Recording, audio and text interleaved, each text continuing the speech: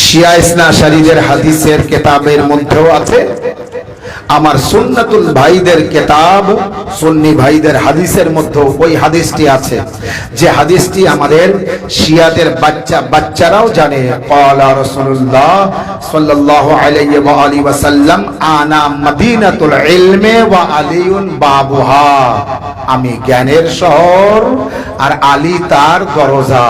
কে বলেছেন? রাসূলুল্লাহ বলেছেন আমি জ্ঞানের শহর আর আলী তার দরজা। এই জন্য এটা কি বুঝিয়েছেন? এই যে ঘর আর এই যে দরজা, রাসূলুল্লাহ বলছেন আমি সেই ঘর, আমার ভাষায় বোঝাচ্ছি, রাসূলুল্লাহ বলছেন আমি এই ঘর আর ওই দরজা হলো আলী। আমার কাছে এসো, আলীর কাছ থেকে হয়ে আবার আমার কাছ থেকে যাও, আলীর কাছ থেকে হয়ে, অর্থাৎ রাসূলুল্লাহর কাছে যেতে হলে মাওলা আলীর কাছ থেকে হয়ে যাও, পারমিশন নাও। যদি আলী ওয়ালা হও তো নবীর কাছে যাও, আর যদি আলী ওয়ালা কি বলা হবে? তাকে চোর বলা হবে।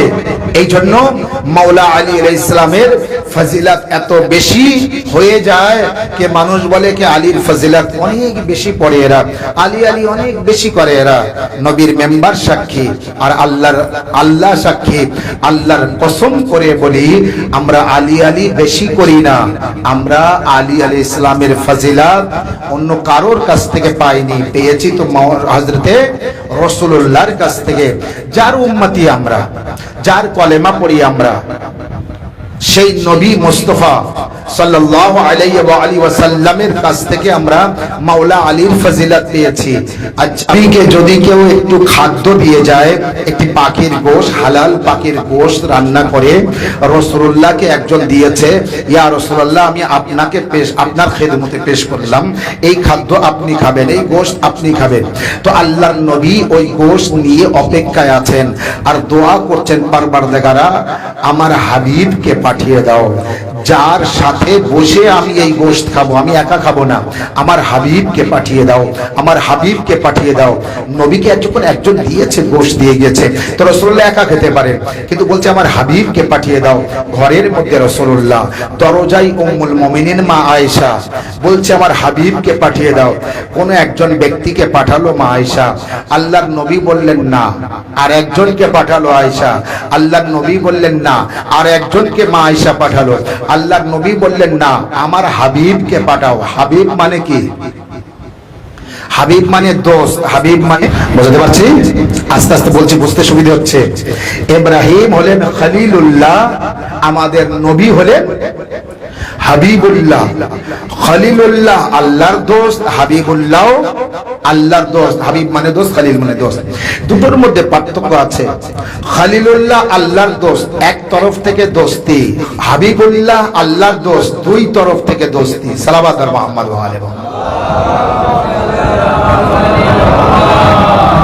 ইব্রাহিম খলিলুল্লাহ কত আল্লাহকে ভালোবাসে, তার প্রমাণ আল্লাহ অনেক দিক দিয়ে নিয়েছিলেন। ওই যে জঙ্গলে যায়, একটা আওয়াজ আসে, সুবহুন কুদ্দুস রাব্বুল মালায়েকাতি ওয়ার রূহ, নিজের ছেলের কুরবানি, ধন সম্পদ বিলিয়ে দেওয়া, নমরুদের আগুনে যাওয়া, এই সমস্ত পরীক্ষা ইব্রাহিম খলিলুল্লাহ দিয়েছেন। আর এখানে আল্লাহ নবী বলছেন হাবিবুল্লাহ। মাওলা আলী আলাইহিস সালাম তখন আসলেন, উম্মুল মুমিনিন মা আয়েশা বললেন কে আল্লাহর নবী আপনাকে ডাকছে, অপেক্ষা করছে। মাওলা আলী আলাইহিস সালাম যখন ভিতরে প্রবেশ করলেন, তখন আল্লাহর নবী বললেন কে আলী, আমি অনেক সময় ধরে দোয়া করছি, আল্লাহ আমার হাবিবকে পাঠাও। তো আমরা মাওলা আলী আলাইহিস সালামের এই যে গুরুত্ব, মাওলা আলী আলাইহিস সালামের এই যে কারামতি, ফজিলত, স্থান, এটা কার কাছ থেকে পেলাম? কার কাছ থেকে পেয়েছি? রাসূলুল্লাহর কাছ থেকে। সূরা জুমার যে আয়াত পড়েছি, বিসমিল্লাহির রহমানির রহিম, হুয়াল্লাযী বাআসা ফিল উম্মিয়িনা রাসূলাম মিনহুম ইয়াতলু আলাইহিম আয়াতিহি ওয়া ইউযাক্কিহিম ওয়া ইউআল্লিমুহুমুল কিতাবা ওয়াল হিকমা ওয়া ইন কানা মিন ক্বাবলু লাফি দালালিম মুবিন। আল্লাহ বলছে আমি আমার নবীকে মূর্খদের মাঝে পাঠিয়েছি, আরবের জাহেল মূর্খদের মাঝে আমার হাবিবকে পাঠিয়েছি। কি জন্য? ইয়াতলু আলাইহিম আয়াতিহি, আমার হাবিব গিয়েছে তাদের মাঝে আমার নিশানি বয়ান করবে, আমার চিহ্ন বয়ান করবে। আল্লাহ হাদিসে কুদসির মধ্যে হাওয়া না বাতাস না রাত না দিন না আসমান না জমিন না চন্দ্র না সূর্য না নদী না নালা না খাল না বিল না পাহাড় না পর্বত না সময় না উঁচু না নিচু না মানুষ না জিন না মালাক না ফেরেশতা কিছুই ছিল না। তখন আল্লাহ কে আমার হাবিব আমার নিশানি বয়ান করবে। আমার যে নিশানি আছে, নিশানি কিন্তু গুণে আমরা কুল করতে পারবো না। যা দেখলে আল্লাহ মনে পড়ে তা সব আল্লাহর নিশানি। আপনি কার বান্দা? আল্লাহর বান্দা। যখন কেউ আপনাকে দেখে আল্লাহর বান্দা ভাববে তখন সে হলো আল্লাহর নিশানি। দেখুন, সওয়াব নেওয়ার অনেক পদ্ধতি আছে। মনে করুন আপনি একটি ঘর করলেন, ঘরের জানলা করলেন, আর করবেন অবশ্যই। ঘরের জানলা যে করেছেন, যদি আপনি বলেন হাওয়া পাওয়ার জন্য, বাতাস পাওয়ার জন্য, আলো পাওয়ার জন্য, এই নিয়তে করেন, তাহলে আপনার সওয়াব হচ্ছেন জানলা, এর জন্য আপনি সওয়াব পাবেন। তো প্রতিটি কাজ নিয়ত হলো আল্লাহর দিকে থাকবে, নিয়ত পবিত্র থাকবে। আমাদের পঞ্চম ইমামের একটি হাদিস আছে যে ওই ব্যক্তির আমল কিয়ামতের দিন ওই ব্যক্তির হিসাব খুব সহজ হবে। যে ব্যক্তি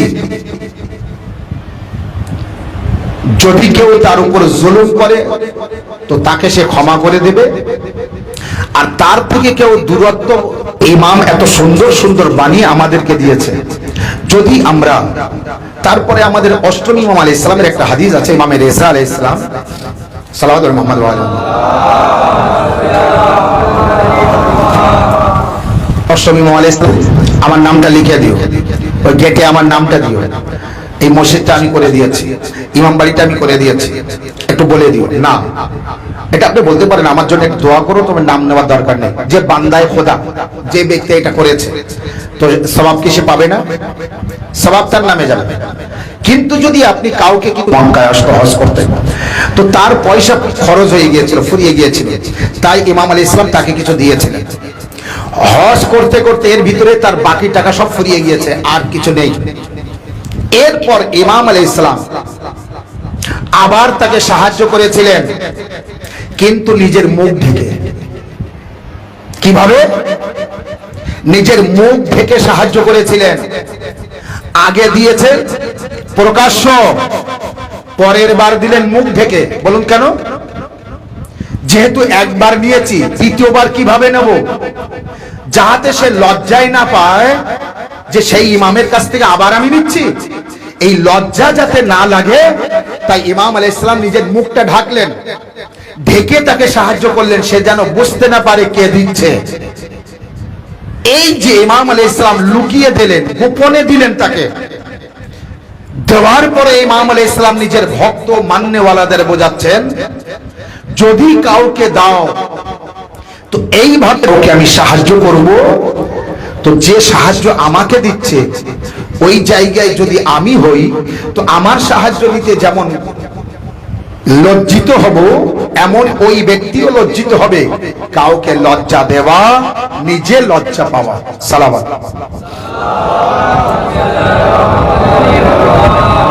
তো আল্লাহ কি বললেন? ইয়াতলু আলাইহিম আয়াতিহি, আমি আমার নবীকে পাঠিয়েছি আমার নিশানি বয়ান করার জন্য। ওয়া ইউযাক্কিহিম, যাদের মাঝে পাঠিয়েছি তাদের মন পরিষ্কার করার জন্য। কথার অর্থ বুঝবেন। নিশ্চয়ই মানুষদের মনে নোংরা ছিল, খারাপ ছিল, নাপাক ছিল, আর অবশ্যই ছিল 100 ছিল যারা নিজের জীবিত মেয়েকে দাফন করত, এক একটা কথার কারণে 40 বছর ধরে যুদ্ধ করত। একটা খানদান আর একটা খানদান, দুটো খানদানের ভিতরে 40 বছর যুদ্ধ লেগে থাকতো। আর আগেকার যুদ্ধ তীর আর তলোয়ার ছাড়া হতো না, প্রায় মানুষকে মেরে ফেলা হতো যুদ্ধের ময়দানে। তো আমার নিশানি বয়ান করার জন্য, তাদের মন পরিষ্কার করার জন্য। ওয়া ইউআল্লিমুহুমুল কিতাব ওয়াল হিকমা, কিতাব আর হিকমতের তালিম দেওয়ার জন্য, কোরআনের শিক্ষা দেওয়ার জন্য, হিকমত বোঝানোর জন্য। এই হিকমত বোঝা বড় কঠিন। হাকিম, হিকমত, হাকিম আমরা বুঝি, নেতা আমরা বুঝি, গোপন তথ্য আমরা বুঝি, হিকমত আমরা বুঝি না।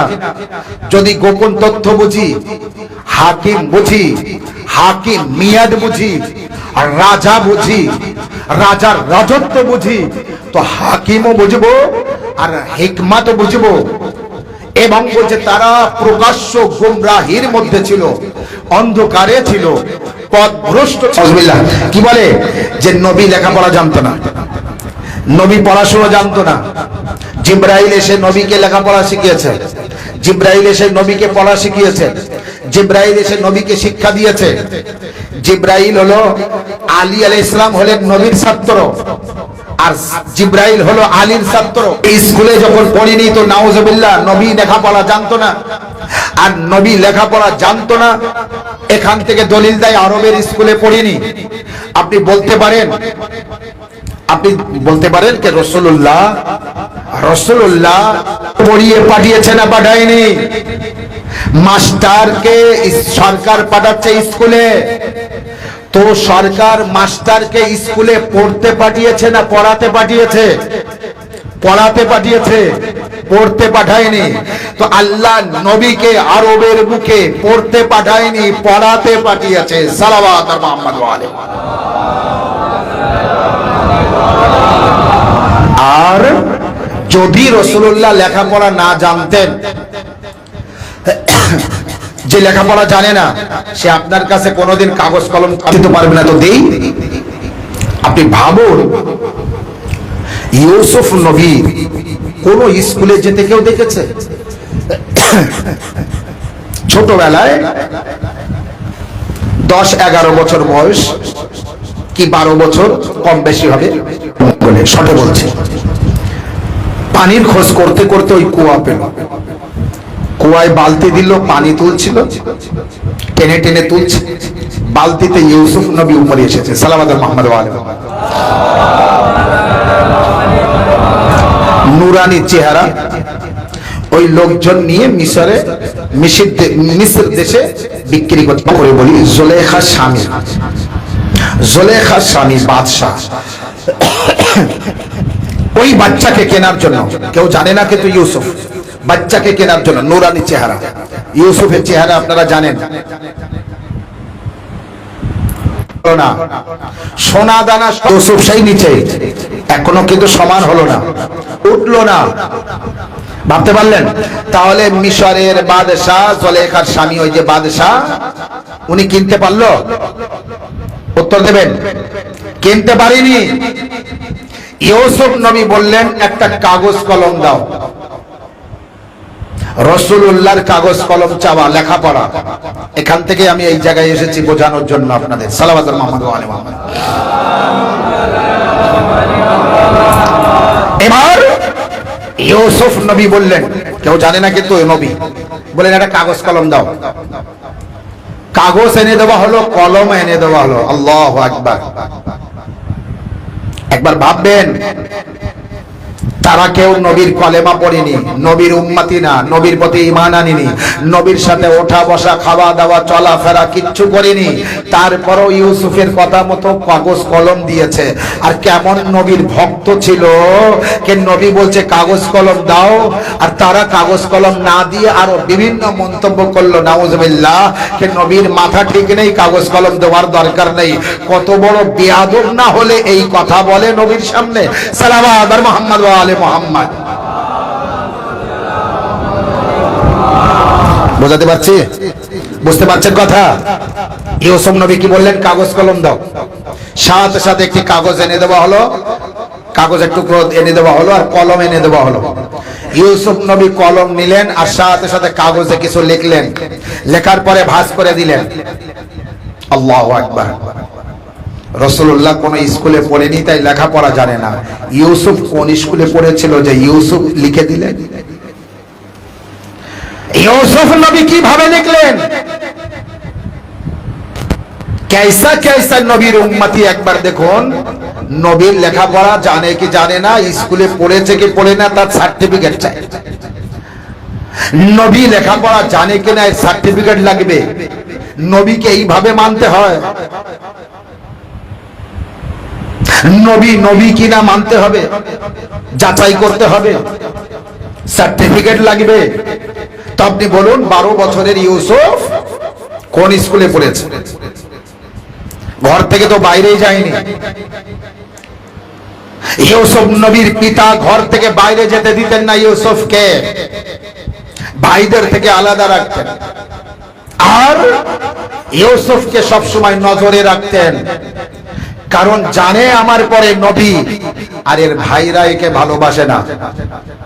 ভাইরা যেহেতু ভালো না, তাই ভাইদের থেকে আলাদা রাখে। এটাই ছিল ভাইদের আক্রোশ, রাগ। ইউসুফ নবীর উপরে রাগ ছিল। সেই রাগটা তুলে চলা ইউসুফকে মারার জন্য নিয়ে গিয়েছে। তো ইউসুফ কোন স্কুলে পড়েনি। স্কুলে না পড়ে ইউসুফ নবী কিভাবে লিখলেন? সাধারণ নবী যদি স্কুলে না যেয়ে লিখতে জানে, তো সেই ইউসুফ নবীর সরদার আখেরি নবী, তিনি লেখাপড়া জানে না? সালাওয়াত আর মুহাম্মদ ওয়ালা। তো ইউসুফ নবী কাগজে কিছু একটা লিখলেন, লেখার পরে ভাঁজ করলেন। মন দিয়ে শুনবেন। জুলেখার স্বামী মিশরের বাদশার রাজ্যের দেশের সমস্ত সোনা দানা হিরে মুক্ত সব দেওয়া হলো। তারপরও ইউসুফকে কিনতে পারছে না। ইউসুফ ভারী তো ভারী, নবী না। দুনিয়ার অর্থ দিয়ে নবীকে কেনা যায়? আর উত্তর দেন, দুনিয়ার অর্থ দিয়ে নবীকে কেনা যায়? দুনিয়ার অর্থ দিয়ে নবীকে কেনা যায় না। এরা মনে করেছিল আমরা অর্থ দিয়ে নবীকে কিনবো। যদি এখানে অর্থের বিনিময়ে এই অর্থ নিচেই চলে যেত সোনা দানা, কোটি কোটি হাজার হাজার কোটি টাকার সম্পদ, কিন্তু প্রচুর ওজন। আমি আমার ভাষায় বলি, ইউসুফ নবী যদি ওই সময় 50 কেজি ওজন হয়, আমি আমার ভাষায় ধরে নিলাম 40 কেজি না 50 কেজি, একেবারে বেশি। তো ওদিকে কয়েক মন কেন কুইন্টাল দেওয়া হয়েছে সোনা দানা। তাহলে ইউসুফ 16 হয়ে যাবে, আর ওগুলি ভার হয়ে যাবে। ইউসুফের থেকে অনেক গুণ বেশি ওজনের কিন্তু সম্পদ। তারপরও তা সব 16 উপরে আছে, ইউসুফ এখনো নিচে। ইউসুফকে কিনতে পারছে না। ইউসুফ নবী বললেন কাগজ কলম দাও। কাগজ কলম নিল, সাথে সাথে লিখে দিলেন। লেখার সাথে সাথে ভাঁজ করে ইউসুফ নবী বললেন এই কাগজটা, যেহেতু অনেক সময় ধরে কিন্তু টলমটল চলছে, বিক্রি হচ্ছে না, কেনা যাচ্ছে না, কিন্তু ইয়ে বিক্রি হতে পারে, কিনতে পারে, সোলা হতে পারে অন্য কিছু জায়গায়। সে নবী জানে, উম্মতি জানে না। নবী জানে, আল্লাহর বান্দা জানে না। ইউসুফ নবী কাগজে লিখে ভাঁজ করে বললেন এই কাগজটা ওই পাল্লাই দিয়ে দাও, যেদিকে সোনা দানা আছে। উত্তর দেবে আমার সাথে সাথে, যেদিকে সোনা দানা আছে ওই দিকে দিয়ে দাও। আল্লাহু আকবার। যেই নাকি ওদিকে দেওয়া হলো, সাথে সাথে ওই পাল্লাটা ভারী হয়ে গেল। ইউসুফ এবার হালকা হয়ে গেল, উপরে উঠে গেল। তাহলে এবার কিনে নিল না বাদশা, মিশরের বাদশা এবার ইউসুফকে কিনে নিল। এবার তাদের সন্দেহ হলো, এত সোনা দানা হিরে মণি মুক্ত দেওয়ার পরেও ভারী হলো না, ওই কাগজের ওজন এত বেশি কিভাবে হলো দেখতে হবে। কাগজ খুলে দেখা হলো, পড়তে পারছে না। ইউসুফের কাছে মোনাজাত করছে হাত জোড় করে, ইউসুফ এ বাচ্চা বলো এই কাগজে কি লিখে দিয়েছো? ইউসুফ নবী একবার বললেন কি আর লিখব, সব থেকে ভারী জিনিস লিখে দিয়েছি। বলে কি? বলে এই কাগজে লিখে দিয়েছি বিসমিল্লাহির রহমানির রহিম। কারণ বিসমিল্লাহর বের নিচের নোক্তা মাওলা আলী আছে। সালাওয়াত।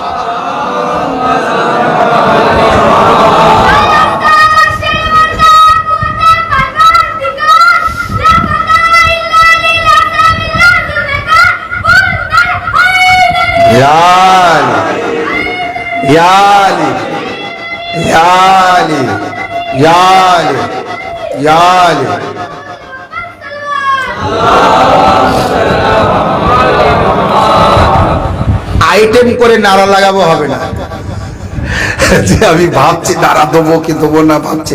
ও ভাবার আগে কেউ না কেউ দিয়ে দেবে।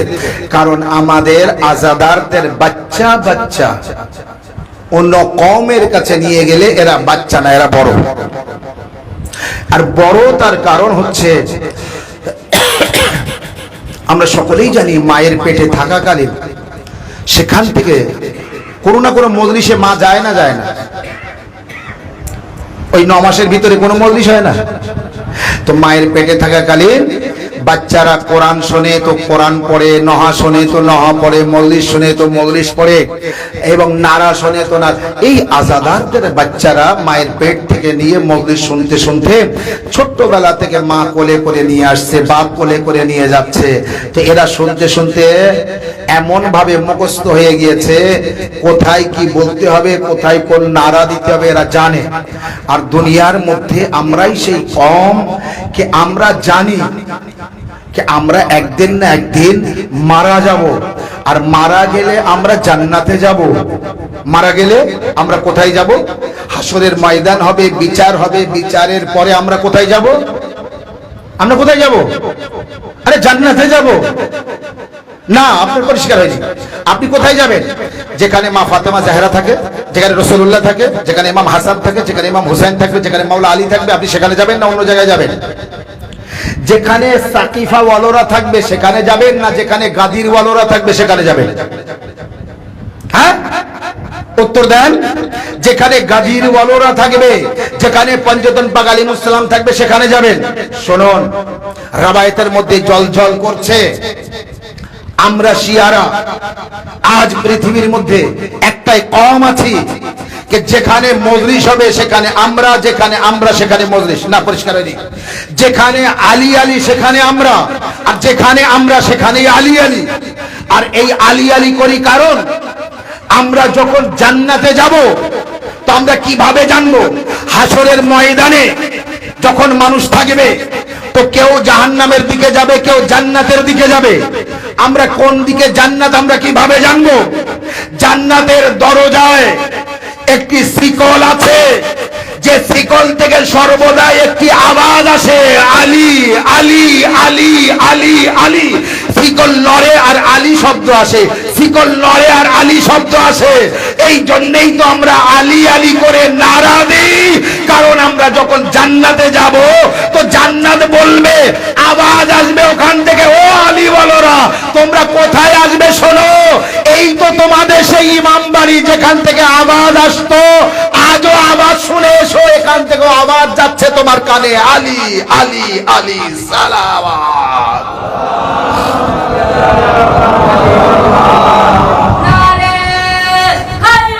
ইয়া আলী ইয়া আলী।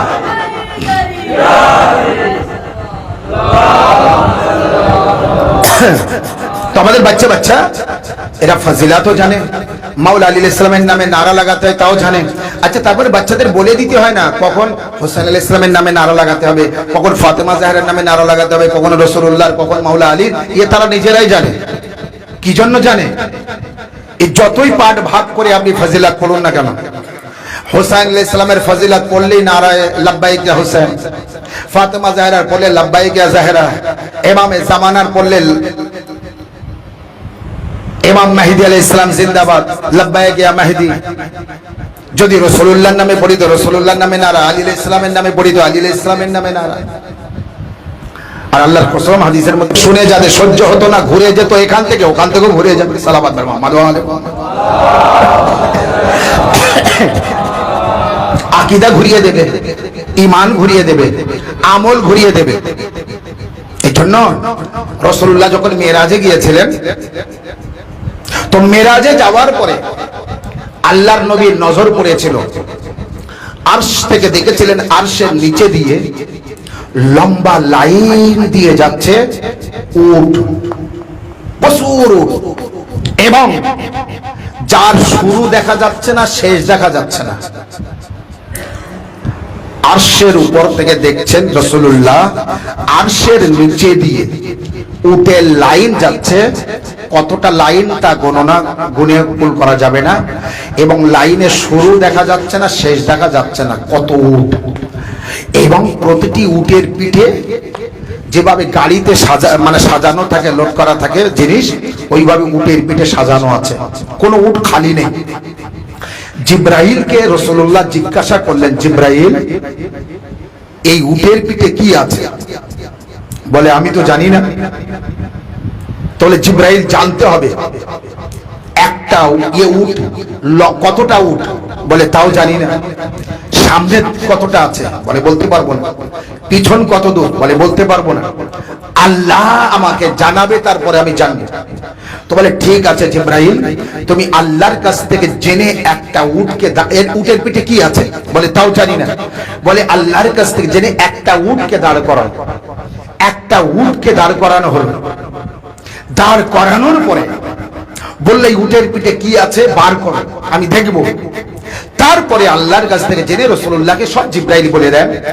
একটা উটকে দাঁড় করানো হলো, একটা উটের পিঠে কি আছে সেগুলি খোলা হলো, দেখা হলো। তা একটা উটের পিঠে 20,000 কিতাব আছে।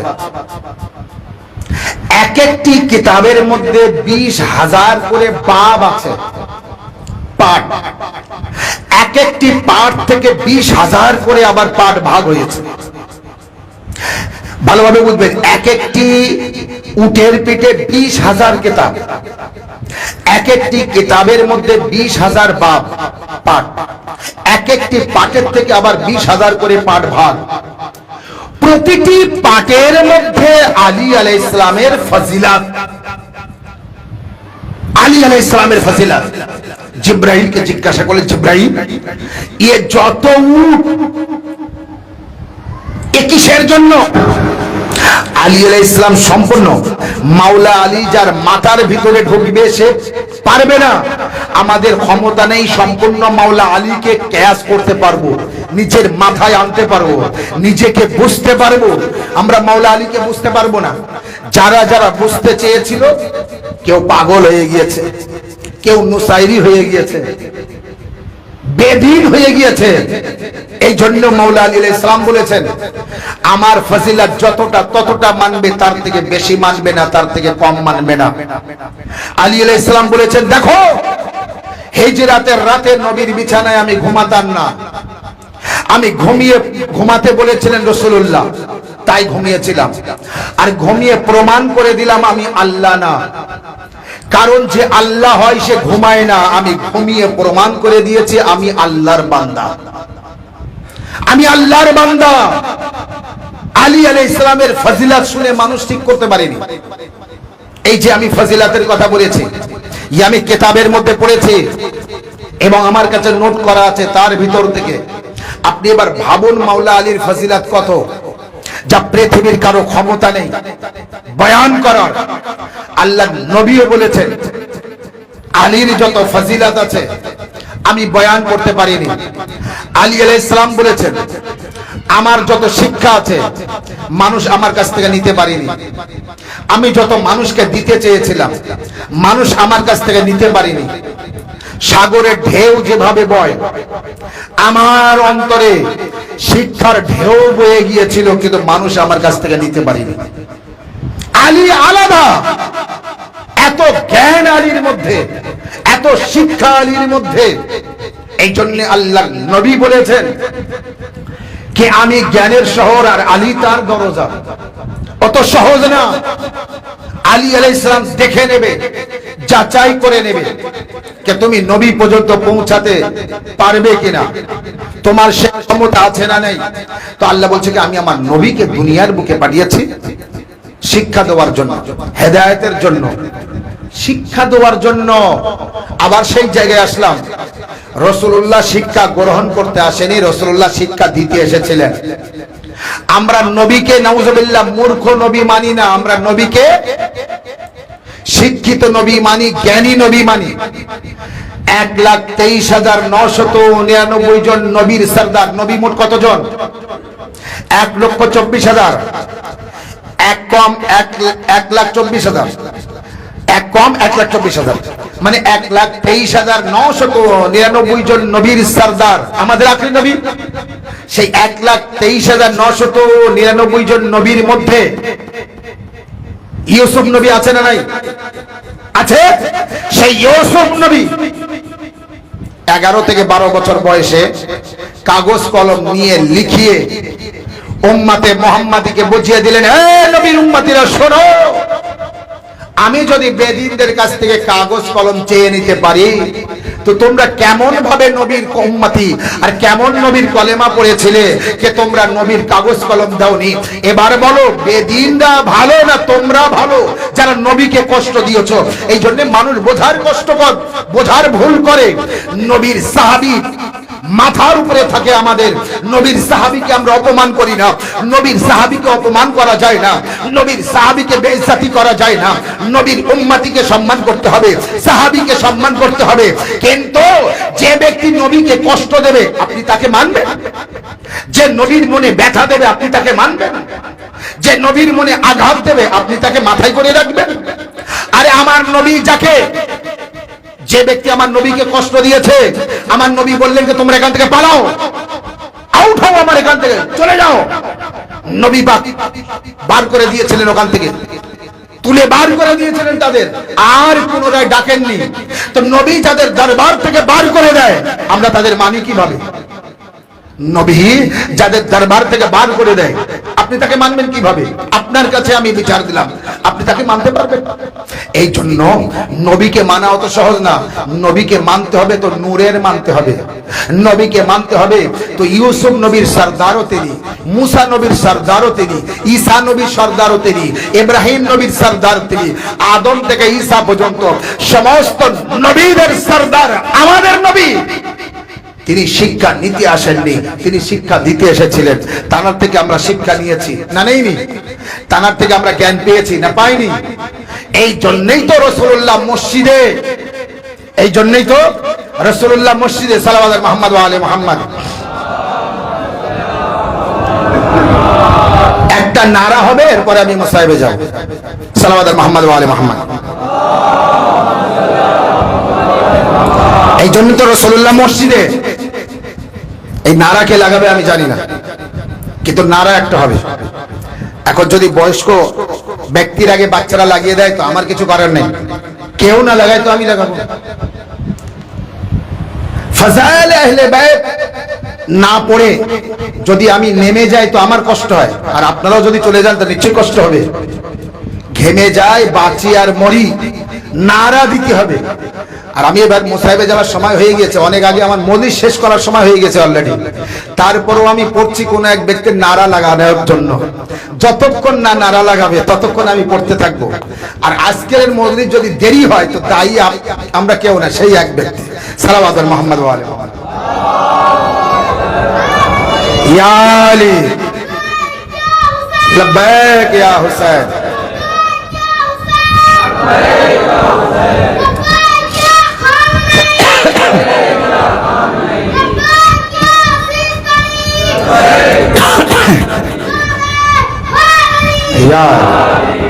আল্লাহ আপনাদের সকলকে ভালো রাখুক, বাচ্চাদের ভালো রাখুক, যারা নারা দিচ্ছে তাদের ভালো রাখুক। তো এই জন্য রাসূলুল্লাহ মসজিদের মধ্যে ছিলেন, যেহেতু রাসূলুল্লাহ সৎ, সহজ এবং সঠিক রাস্তা দেখানোর জন্য এসেছিলেন এবং তিনি দেখিয়েছেন। এক কথায় বলি, সোজা রাস্তা দেখানোর জন্য এসেছিলেন আল্লাহর নবী, না বাঁকা রাস্তা দেখানোর জন্য এসেছিলেন? নাউজুবিল্লাহ। ভুল পথ দেখানোর জন্য এসেছিলেন না সঠিক পথ দেখানোর জন্য এসেছিলেন? উত্তর দিলে বুঝতে সুবিধা হবে। সঠিক পথ দেখানোর জন্য এসেছিলেন। আল্লাহর নবী সঠিক পথ দেখিয়েছেন। সেই সঠিক পথকে আরবিতে বলা হয় সিরাতে মুস্তাকিম। কি বলা হয়? কি বলা হয়? সিরাতে মুস্তাকিম। আল্লাহর নবী মসজিদে বারবার বলতেন, হে আমার উম্মতিরা তোমরা সিরাতে মুস্তাকিমের উপরে থেকো, হে আল্লাহর বান্দারা সিরাতে মুস্তাকিমের উপরে থেকো, তোমরা সবাই সিরাতে মুস্তাকিমের উপর থাকবে, তোমরা সবাই সোজা রাস্তায় থাকবে, তোমরা সবাই সোজা পথে থাকবে, সিরাতে মুস্তাকিমে থাকবে, সিরাতে মুস্তাকিমে থাকবে, সোজা পথে থাকবে, সিরাতে মুস্তাকিমে থাকবে, সিরাতে মুস্তাকিমে থাকবে। এখন সবাই তো সামনে যেয়ে কথা বলতে পারে না। অনেকে এখানে সবাই আছেন, মাওলানার সাথে সবাই কথা বলতে পারবে না, বলে না, সামনে যায় না, লজ্জা করে। কিন্তু দুই একজন থাকে প্রতিটি সমাজের, তারা মাওলানার পাশে যেয়ে কথা বলে, বিভিন্ন মাসলা মাসাইল জিজ্ঞাসা করে, প্রশ্ন করে। তো রাসূলুল্লাহ সামনে যেয়ে নবীর কাছে প্রশ্ন করা সবাই পারে না। তো ওর ভিতরে যখন বারবার বলে ইয়া রাসূলুল্লাহ ওই সিরাতে মুস্তাকিম, সিরাতে মুস্তাকিম, কিন্তু প্রশ্ন জায়গায় কিন্তু করতে পারে না। হযরতে আবু বকর রাদিয়াল্লাহু তাআলা আনহু একদিন প্রশ্ন করে বসলেন, ইয়া রাসূলুল্লাহ আপনি বারে বারে বলেন। কে প্রশ্ন করলেন? হযরতে আবু বকর রাদিয়াল্লাহু তাআলা আনহু প্রশ্ন করলেন, ইয়া রাসূলুল্লাহ আপনি বারে বারে বলেন সিরাতে মুস্তাকিম, সিরাতে মুস্তাকিম, সিরাতে মুস্তাকিমে থাকো, সিরাতে মুস্তাকিমে থাকো, সিরাতে মুস্তাকিমে থাকো। ইয়া রাসূলুল্লাহ, এই সিরাতে মুস্তাকিম কি রাস্তা? সিরাতে মুস্তাকিম কোন রাস্তা? সিরাতে মুস্তাকিম কাকে বলে? সিরাতে মুস্তাকিম কি? আপনি তো একটু দেখিয়ে দেন, আপনি তো খুলে বলেন, আমরা দেখতে চাই সিরাতে মুস্তাকিম। আল্লাহর নবী অন্যদিকে মুখ ঘুরে অন্যের প্রশ্নের উত্তর দিচ্ছে, আর হযরতে আবু বকর কিছুক্ষণ পরে বলছে সামনের দিকে যে ইয়া রাসূলুল্লাহ সিরাতে মুস্তাকিমকে দেখান। আল্লাহর নবী আবার অন্য লোকের কথার উত্তর দিচ্ছেন। এরপরে বলছেন যেহেতু দেখতে চাচ্ছে সিরাতে মুস্তাকিম, আর এখনো সিরাতে মুস্তাকিম মসজিদে নেই, তাই দেখাতে পারছেন না। আল্লাহর নবী ভালোভাবে শুনবেন, আল্লাহর নবীকে আবার তৃতীয়বার জিজ্ঞাসা করছে, ইয়া রাসূলুল্লাহ আপনি আমার প্রশ্নের উত্তরটা দিন, সিরাতে মুস্তাকিম দেখান, সিরাতে মুস্তাকিম দেখতে চাই, সিরাতে মুস্তাকিম দেখতে চাই। তৃতীয়বার বলা হলো, আল্লাহর নবী এখনো সিরাতে মুস্তাকিম মসজিদে নেই, তো দেখাবে কিভাবে? এমন সময় তৃতীয়বার, তিনবার বলার পরে মসজিদের দরজা দিয়ে আমার আপনার মাওলা আলী ভিতরে প্রবেশ করছিলেন। আল্লাহর নবী আবু বকরের দিকে তাকিয়ে বললেন, আবু বকর এই তুমি কি প্রশ্ন করছিলে না, এবার করো, কি প্রশ্ন করছিলে? আবু বকর বলছে, ইয়া রাসূলুল্লাহ সিরাতে মুস্তাকিম দেখান, আমরা সিরাতে মুস্তাকিম দেখতে চাই। আল্লাহর নবী আলীর দিকে আঙ্গুলের ইশারা করে বললেন, আবু বকর হাযা আলীউন সিরাতে মুস্তাকিম, এই আলী হলো সেই সোজা রাস্তা। ইয়া আলী, ইয়া আলী, আলী এই যে জেলা আছে, এই জেলা আছে।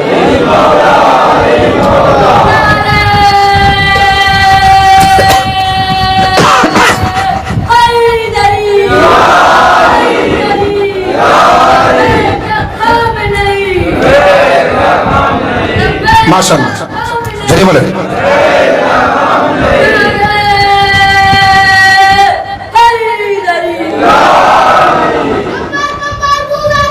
হায়দার হায়দার হায়দার হায়দার হায়দার হায়দার হায়দার কারবালা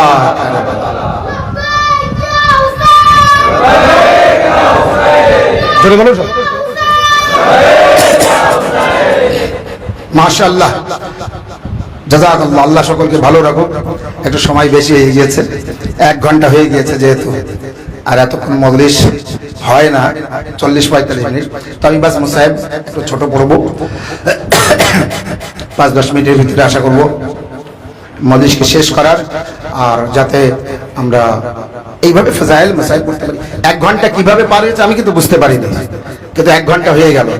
এখন যদি মন দিয়ে মজলিস শোনা হয় তো 1 ঘন্টা কিভাবে পার হয়েছে কেউ বুঝতে পারবে না, যদি মন দিয়ে না শুনি তাহলে দেরি হবে। আল্লাহ সকলকে ভালো রাখো, সুস্থ রাখো, সাধু আওয়াজ রাখো।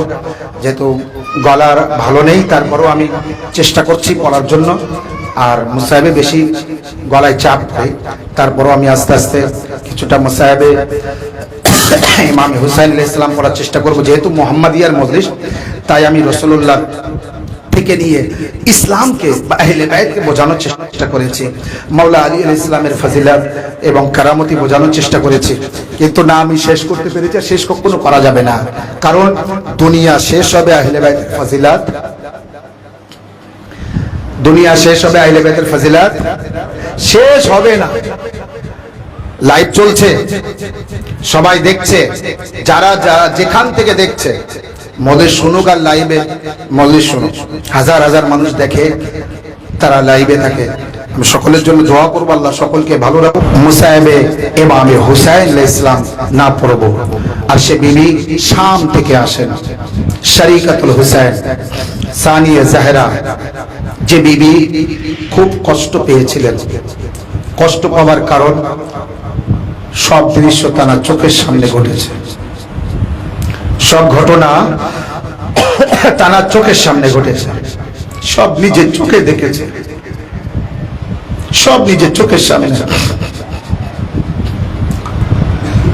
রবায়েতের মধ্যে আছে আমাদের যুগের ইমাম আলাইহিস সালাম কারবালার ঘটনা মনে করে এত কাঁদে তার চোখ দিয়ে রক্ত বার হয়।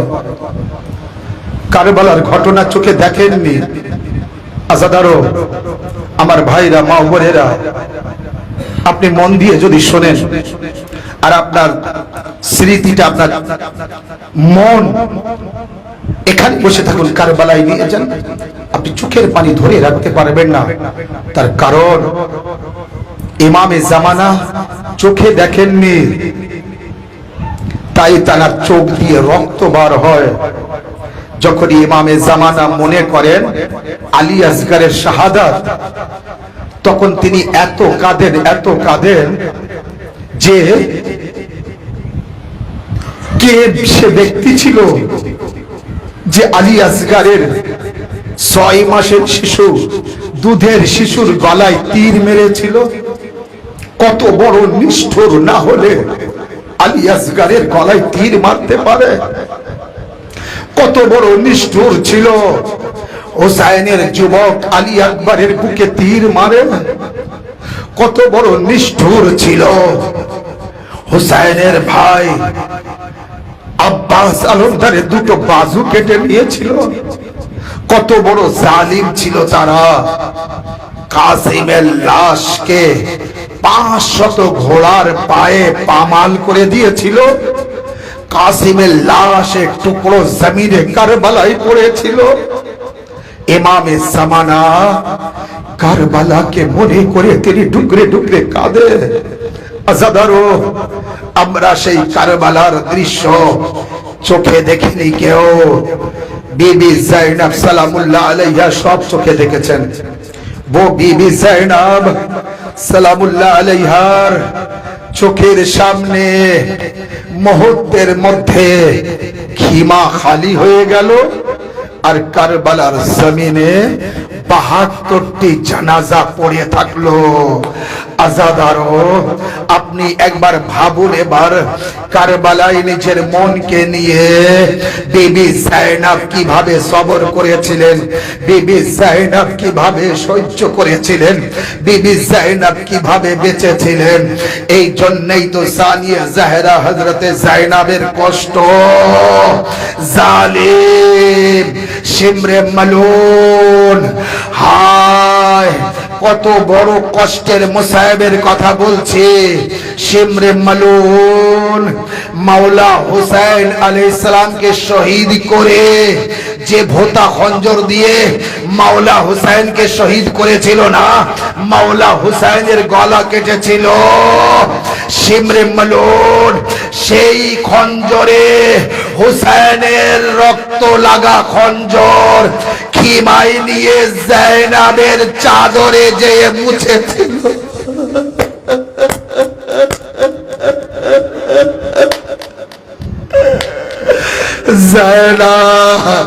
জাইনাব বেবি জাইনাবের চাদরে, ভাইয়ের রক্ত বোনের চাদরে।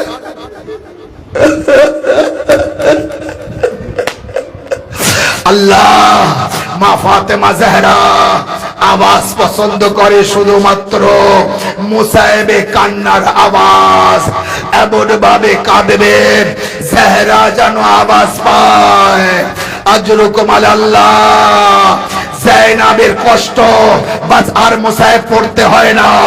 বিবি জাইনাবের কষ্ট, বিবি জাইনাব এত কষ্ট পেলেন, এত কষ্ট পেলেন, মারা যেতেন ওখানে। আল্লাহ বাঁচিয়ে রেখেছে জাইনাব। হুসাইন কারবালা পর্যন্ত দিন বাঁচিয়েছে। তোমাকে শাম ও কুফা এই দিনকে হেফাজত করতে হবে। জাইনাবের চাদর কেড়ে নিয়েছিল। যখন 1 বছর পর বিবিদের রেহাই করে দেয়, জনাবে জাইনাব বলেছিলেন আমাদের তাবারুকাত ফিরিয়ে দেওয়া হোক, সেই চাদরও ফিরিয়ে দিয়েছিল। জাইনাব যত্ন করে সব নিয়ে আসলেন, কারবালায় এসে মাথাগুলি দাফন করে দিলেন, বাকি সব নিয়ে গিয়েছিলেন। যখন মদিনায় ফিরেছিলেন, বাস খুব কমে পড়ছে, মদিনায় গিয়েছিলেন, নানা রাসূলুল্লাহর কবরে যে সেই চাদরটি বার করে দেয়। না না না না,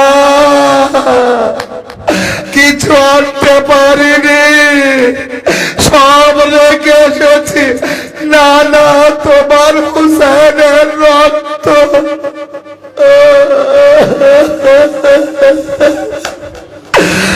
না না, হুসাইনের রক্ত মাখা চাদর নিয়ে এসেছি। কিয়ামতের দিন জাহরা যখন আল্লাহকে বলবে আমি আগে আমার বিচার চাই, বলবে আমার জায়নাবকে হাজির করতে হবে। জায়নাব ওই চাদর নিয়ে পেশ করবে, আল্লাহ আমার চাদরে কেন